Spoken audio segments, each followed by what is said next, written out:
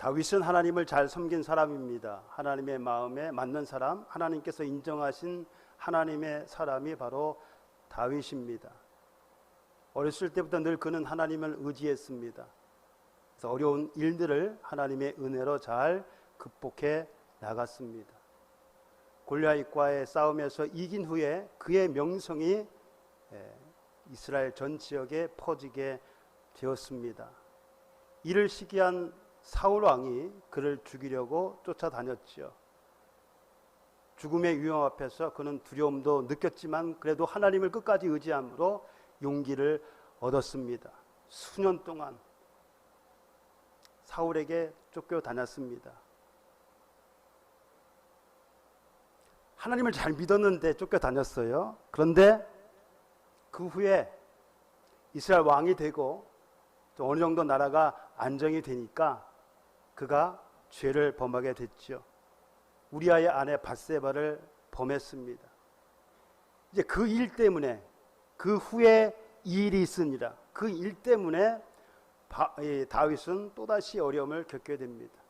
전에는 하나님을 잘 믿어서 그렇게 됐는데 이제는 죄를 범함으로 그 죄의 대가를 지금 받게 되는 것입니다.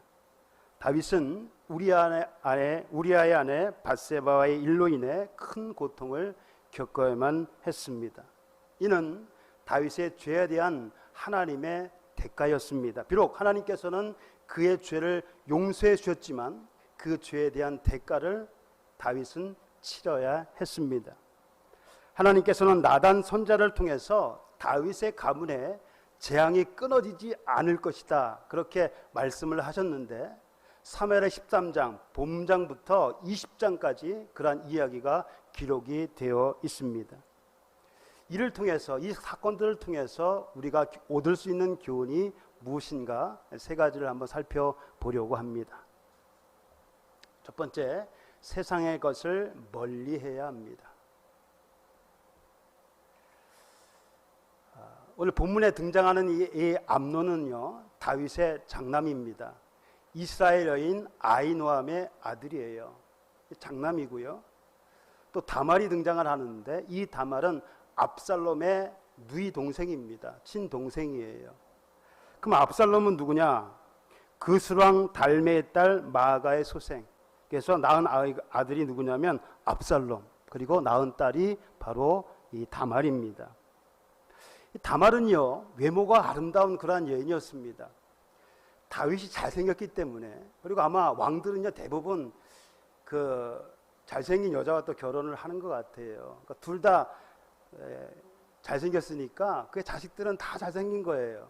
암논을 비롯하여 압살롬, 그 외에 모든 그 자기의 자식들이 거의 다 아름다워요. 잘 생겼습니다. 외모적으로 부족함이 없는 그런 자녀들입니다. 이 암논은 자기 누이, 그러니까 친누이가 아니라 이복누이죠. 압살롬의 동생이니까 이복누이를 사랑했습니다. 왜? 아름다워서. 특별한 이유가 없어요. 그냥 아름다워서 사랑을 한 것이에요. 하지만 어찌 할 수가 없었습니다. 왜냐하면 율법에 의하면 근친 결혼은 금지되어 있습니다. 사랑을 하는데 결혼을 할 수가 없어요. 금지되어 있어서. 그래서 어찌할 수가 없어서 다말로 인해서 화병, 상사병에 걸려 누웠습니다. 그때 요나답이라고 하는 친구가 그를 찾아왔습니다. 이 요나답은 누구냐면 다윗의 형 시므아의 아들, 그러니까 암논과는 사촌지간입니다. 그런데 이 요나답은 성경에 의하면 심히 간교한 자였습니다. 우리 주위에 꼭 이런 사람들이 있죠. 정치하는데도 꼭 이런 사람들이 있고 어디에 가나 이런 사람들이 있어요. 심히 간교한 자. 요나답이 바로 그런 사람이었는데, 간교한, 자, 이 말을 들으면 우리가 생각나는 한 장면이 있죠. 누굽니까? 무엇이 생각이 납니까? 창세기 3장의 뱀이 생각이 납니다. 이 뱀은요, 하나님께서 지으신 모든 들짐승 중에서 가장 간교한 자라. 그럼 간교하다는 이 말은요, 긍정적인 면으로 봤을 때는 지혜롭다는 뜻입니다.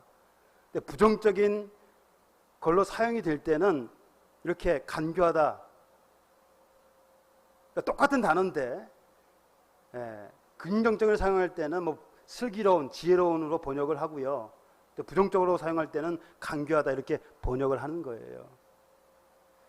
이 뱀이 지혜로워요. 그래서 예수님께서 뭐라고 말씀하셨습니까? 뱀같이 지혜로워라 그랬잖아요. 뱀은 지혜로운데 이 지혜가 잘못 사용되니까 간교함이 되어버리는 겁니다. 뱀이 그 간계로 하하를 미혹한 것 같이 요나답은 간계로 암논이 잘못된 행동을 하도록 부추겼습니다. 그러니까 지금 요나답은요, 사탄의 앞잡이 노릇을 하고 있는 것입니다.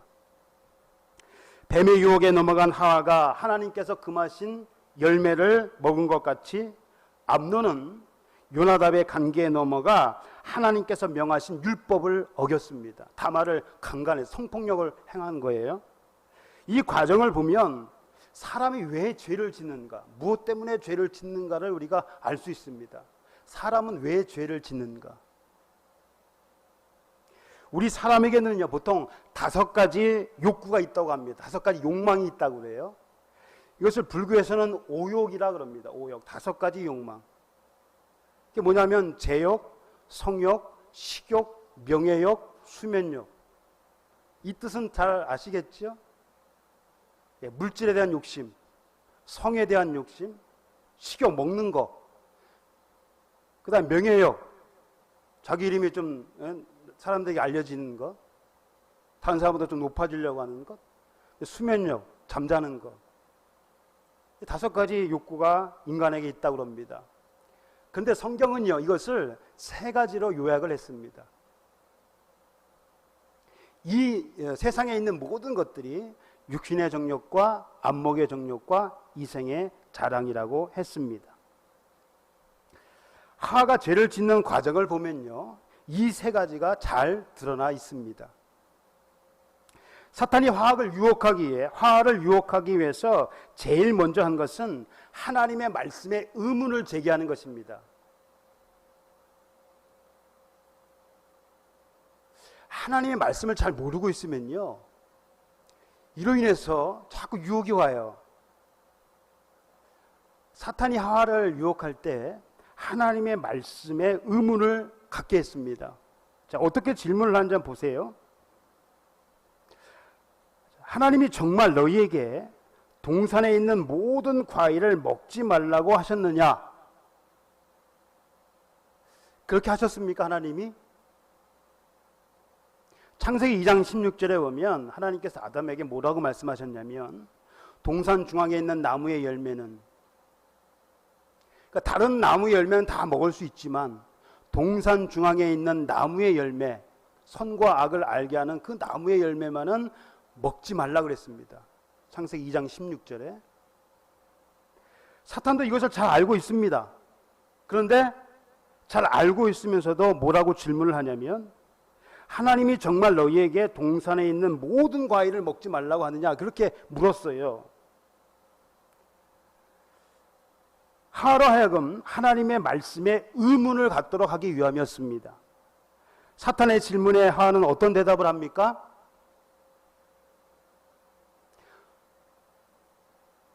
하나님의 말씀에 너희는 먹지도 말고 만지지도 말라, 너희가 죽을까 하노라, 그렇게 하나님께서 말씀하셨다라고 대답을 했습니다.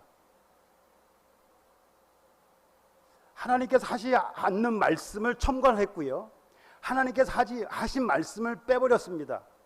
한 가지를 첨가하고 한 가지는 빼버렸어요. 그 첨가한 것이 뭐예요? 만지지도 말라. 빼버린 것은 뭡니까? 반드시. 여러분, 하나님 말씀이에요. 첨가를 하고 빼버렸어요. 누구 마음대로? 하와 마음대로. 자기 마음대로, 자기 임의대로 그렇게 하나님 말씀을 변경을 시킨 것입니다. 이에 사탄이 뭐라고 얘기합니까? 결코 죽지 아니하리라.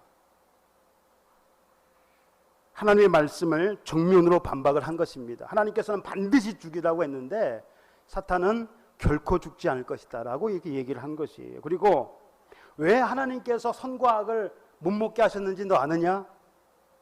궁금하지 않습니까? 이런 거 궁금하지 않으세요? 왜 하나님께서 선과 악을 알게 하는 나무의 열매만은 먹지 말라고 하셨는가? 궁금하잖아요. 이게 사탄이 하와에게 얘기하는 겁니다. 너 이거 궁금하지 않니? 왜 하나님께서 너에게, 아담과 하와 너에게 선과 악을 알게 하는 나무의 열매를 먹지 말라고 하셨는가? 다른 것은 다 먹어도 되는데 왜 그것만 먹지 못하겠을까? 그것은 말이야, 이렇게 설명을 해요. 너희가 그것을 먹는 날에는 너희 눈이 밝아져 하나님과 같이 되어 선악을 알 줄을 하나님이 아셨기 때문에 그렇게 한 것이다. 한마디로 얘기하면 너희가 하나님처럼 될까 봐 그렇게 한 것이다 라고 얘기를 합니다. 거짓말이지요. 그러니까 이거 먹으면 뭐예요?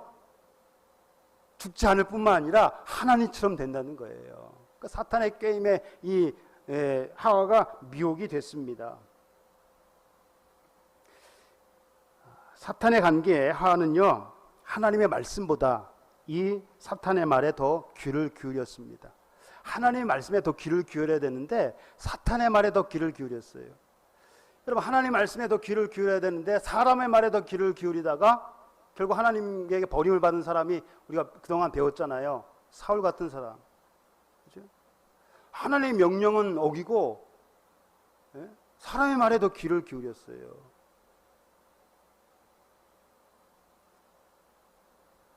이렇게 마귀에 미혹된 하와가요, 평상시에는 느끼지 못했던 그 감정을 느끼게 되는데, 그 나무를 보고 어떤 생각이 들었냐면,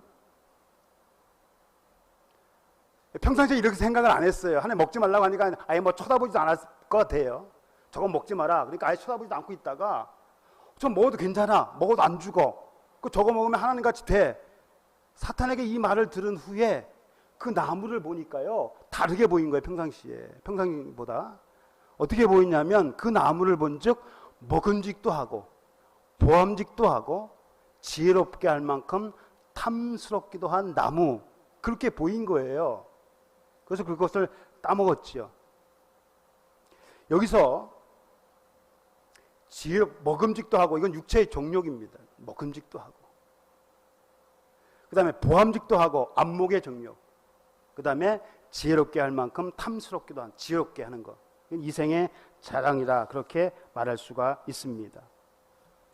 다윗이 우리아의 아내 밧세바를 범한 것도 이러한 욕망이 그 안에 있었기 때문입니다. 육체의 정욕과 안목의 정욕이 다윗에게 있었던 거예요. 이게 완전히 안 없어집니다. 하나님을 믿고 해도 이 욕구는 안 없어져요. 잘 안 없어져요. 그래서 언제든지 틈만 나면 이것이 비집고 나오려고 합니다.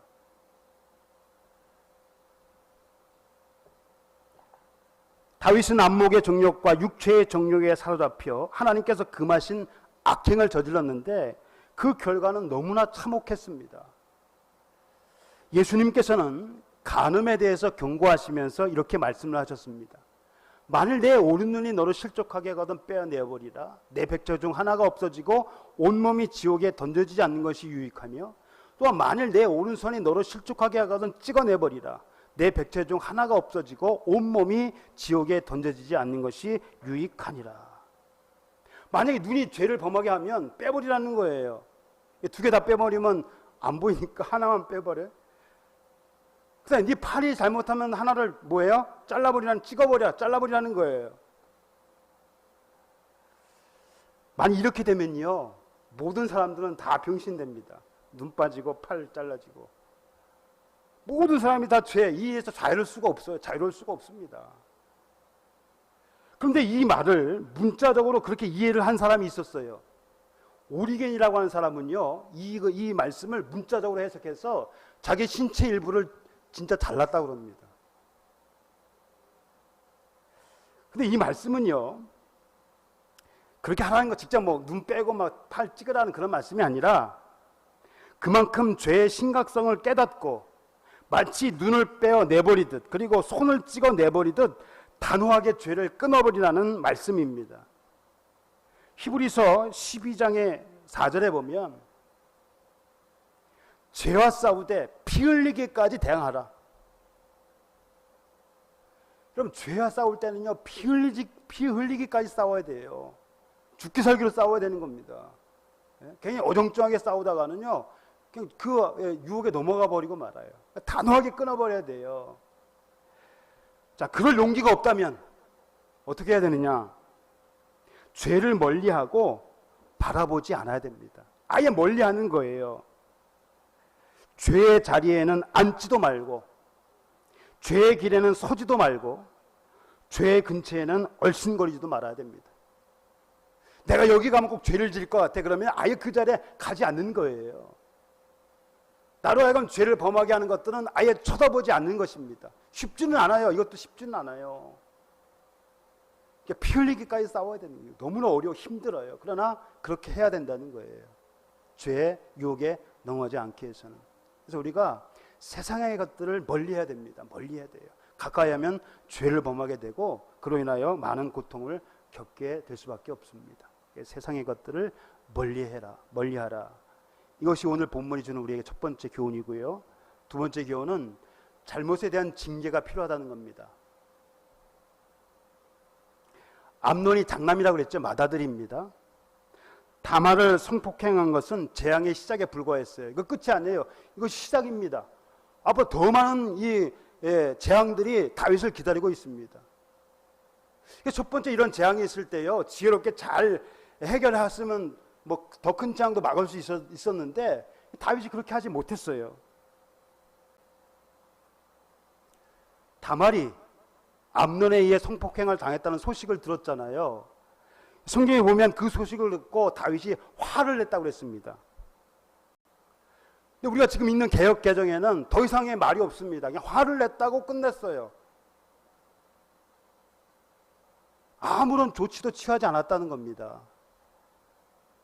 그런데 이것을 공동 번역서에는 이렇게 번역을 했습니다. 이런 말이 있습니다. 개역 개정에는 몹시 화가 났다, 이걸로 끝났는데 공동 번역서에는 사랑하는 맏아들이라 기분 상할 말을 하지 않았다는 거예요. 그러니까 아무런 조치도 취하지 않은 이유가 뭐냐면 사랑하는 맏아들이라 그를 기분 나쁘게 하지 않으려고 아무런 조치도 취하지 않았다는 겁니다. 여러분, 이게 사랑입니까? 히브리서 12장 7절, 자기 아들을 징계하지 않는 아버지가 어디 있겠느냐, 그렇게 말을 합니다. 자녀가 잘못을 했을 때 부모는 징계를 통하여 자녀가 바른 길로 갈 수 있도록 해야 합니다. 다윗이 정말 암논을 사랑했다면 그를 징계했어야 합니다. 그럼에도 불구하고 다윗은 자식에 대한 정에 이끌려 이러지도 저러지도 못하다가 오히려 자녀들에게 더 큰 고통만 안겨주었습니다. 만일에 다윗이 암논을 징계했다면 그 맏아들이니까 아마 아버지 왕의 그 자리를 계승할 거 아닙니까? 그럼 장자의 지위를 박탈시키는 거예요. 단호하게 이렇게 했다라면 앞사람도 어쩌지 못했을 거예요. 근데 아무런 조치를 취하지 않으니까 압살롬이 화가 나겠죠. 불만을 품을 거 아닙니까? 근데 그 불만이요, 아버지 다윗에게도 다윗에게도 있었습니다. 그러니까 암논에게만 화가 난 것이 아니라 암논이 잘못했음에도 불구하고 아무런 조치도 취하지 않았던 그 아버지에게도 불만이 있었어요. 그러니까 어떡합니까? 암논을 죽인 후에 반역을 일으켰잖아요. 결국 그도 역시 죽임을 당했습니다. 잠언서에는요, 자신의 자녀의 징계에 대한 교훈들이 나와 있습니다. 거기에 이런 말씀도 있는데요. 매를 아끼는 자는 그의 자식을 미워합니다. 자식을 사랑하는 자는 근실히 징계한다라고 했습니다. 그럼 부모가요, 자녀의 잘못을 징계하는 이유가 무엇입니까? 왜 자녀의 잘못을 징계해요? 그냥 기분이 나빠서? 그런 것이 아니잖아요. 자녀의 잘못을 바로 잡아줌으로써 그가 올바른 길로 갈 수 있도록, 잘못을 하면 안 되는구나, 이것은 죄구나, 그런 생각과 삶을 바로 잡아주기 위해서 징계를 하는 것입니다. 하나님도 마찬가지예요. 하나님께서 다윗을 징계하신 이유는 그가 올바른 삶을 살기 위해서 하기 위한 겁니다. 그를 멸하려고 하는 것이 아니라 그의 신앙을 더 굳게 하기 위해서 그렇게 징계를 한 거예요. 부모도 마찬가지입니다. 자녀가 잘못하면 그 올바른 길로 갈 수 있도록 그 잘못을 잡아줘야 되는데 그것이 바로 징계라는 것이지요. 정말 자식을 사랑한다면 그렇게 할 것이고 그것이 자녀에 대한 부모의 책임이기도 합니다. 그 책임이에요. 부모의 책임. 자녀가 잘못된 것을 바로 잡아줘서 올바른 길로 갈 수 있도록 하는 것이 바로 부모의 책임입니다. 자녀를 사랑한다고 하면서 잘못을 징계하지 않고 다윗처럼 감싸기만 한다면 그 자녀는 올바로 성장할 수가 없습니다. 그것은 자녀에 대한 사랑이 아니라요, 오히려 자식을 망치는, 오히려 자식을 미워하는 것입니다. 그것은 자식을 사랑하는 것이 아니에요. 내가 사랑해서 아무런 조치도 취하지 않는다. 그것은 사랑이 아니라 그 반대라는 것이지요. 공의가 없는 사랑은요, 진정한 사랑이 될 수가 없습니다. 공의. 그래서 하나님은 공의로우신 분이시고 사랑의 하나님이십니다. 공의와 사랑이 같이 있는 거예요. 그래서 공의가 없는 사랑은 진정한 사랑이 아닙니다. 자녀의 잘못에 대해서는 징계를 통해서 그를 바로잡아줘야 됩니다. 잘못에 대한 징계가 필요하다는 말씀이고요. 마지막으로 세 번째는요, 있는 바를 족한 줄로 알아야 됩니다. 있는 바를 족한 줄로 알아야 합니다. 지난번에 우리가 무비보셋에 대해서 살펴봤죠. 그리고 시바, 그의 종, 그의 사환 시바에 대해서 살펴봤습니다. 자, 압살롬에 의해서 다윗이 이제 도망을 가요. 압살롬이 이제 반역을 일으켜서 자기를 죽이려고 하니까 도망을 갔습니다. 또 무비보셋이요, 누굽니까? 무비보셋이 누구예요? 요나단의 아들이잖아요. 무비보셋도 다윗과 함께 하려고 준비를 시켰습니다. 종에게, 시바에게. 야, 나도 다윗과 함께 갈 테니까 그 나귀에게 안장을 좀 지어달라고 부탁을 했어요. 명령을 했어요. 근데 안 했습니다. 시바가요. 그러면 자기가 하면 되지 않을까, 되는 것이 아닌가 생각할 수 있지만, 이 무비보셋이 어떤 사람이었습니까? 두 다리를 저는 장애인이었습니다. 혼자서는 아무것도 못해요. 이 무비보셋 사환 시바가 이것을 이용해 가지고 몰래 음식을 실어 가지고 다윗에게로 갔습니다. 그 다윗을 도와줬어요. 내가 어려울 때 도와줬으니까 분명히 상이 있겠지. 이것을 계략을 하고 간 것이에요. 다 계산을 하고 간 것이에요. 그 사환도요, 요나단처럼 강교한 자였습니다. 아주.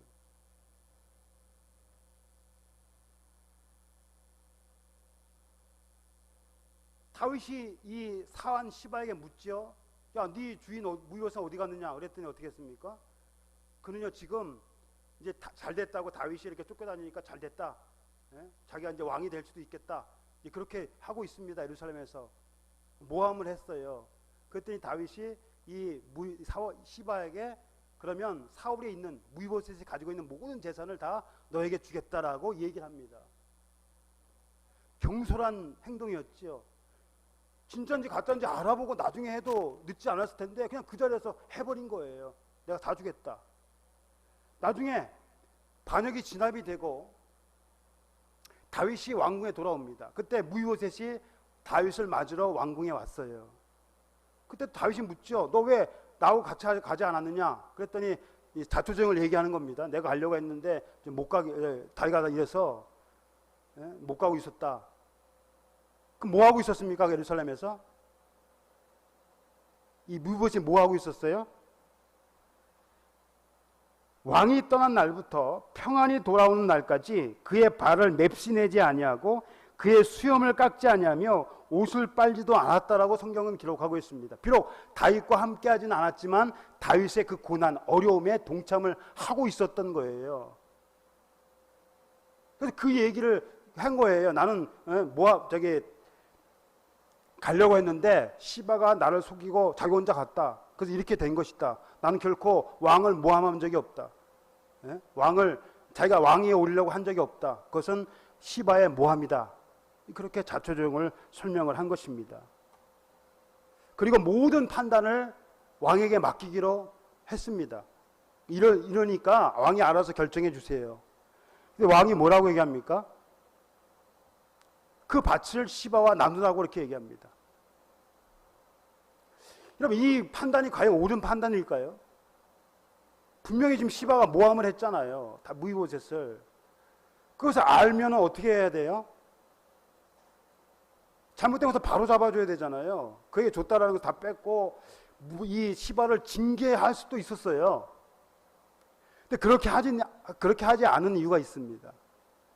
왜 그러냐면 어쨌든 이 시바는요, 다윗이 어려움에 있을 때 도와준 사람입니다. 그렇죠? 그리고 그에게 약속을 했잖아요. 주겠다라고. 그러니까 쉽게 이것을 바뀔 수가 없었던 거예요. 그리고 평안한 시대에 또다시 복수로 인해서 평화가 깨지기를 원치 않았습니다. 또 그렇게 되면 그에 대한 또 불만을 품은 사람들이 있을지 모르니까. 그래서 이 결정은 당시에 다윗에게 있어서 최선의 선택이었다, 그렇게 봅니다. 그런데 이 말을 들은 무비보셋이 뭐라고 얘기했냐면, 내 주 왕께서 평안히 왕궁에 돌아오시게 되었으니 그로 그 전부를 차지하게 하옵소서. 그렇게 얘기합니다. 기분 나빠서 이런 말 했을까요? 반반 날라고 그랬는데 그냥 다 주세요. 그냥 다 주세요. 다 줘버리세요. 좀 기관이 좀 언짢아서 그렇게 했을까요? 이제 그렇게 보는 학자들도 있습니다. 그러나 평시에 이 무이보셋의 언행을 보면 결국 그렇지 않습니다. 앞에서 얘기한 것처럼 나는 재산 필요 없습니다. 그냥 다 줘도 괜찮아요. 나는 왕이 평안히 왕궁에 돌아온 것만으로도 충분합니다. 더 이상 바랄 게 없습니다. 지금 이 무비보셋이요, 그렇게 얘기하고 있는 것입니다.